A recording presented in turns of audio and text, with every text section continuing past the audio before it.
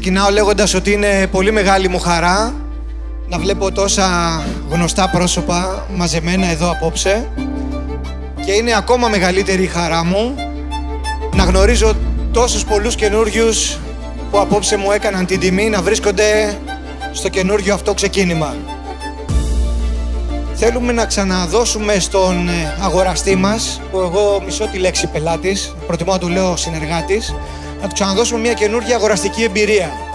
Μέσα από ένα κατάστημα το οποίο έχει πολύ φρέσκες ιδέες, μέσα από ένα κατάστημα το οποίο έχει πολύ όμορφες προτάσεις, εννοείται με την καλύτερη δυνατή ποιότητα που μπορεί κάποιος να βρει αυτή τη στιγμή στην ελληνική αγορά και πάνω απ' όλα με ένα ελληνικό προϊόν. Όλα αυτά τα κάνουμε με ένα ελληνικό προϊόν και είναι πάρα πολύ σημαντικό αυτό.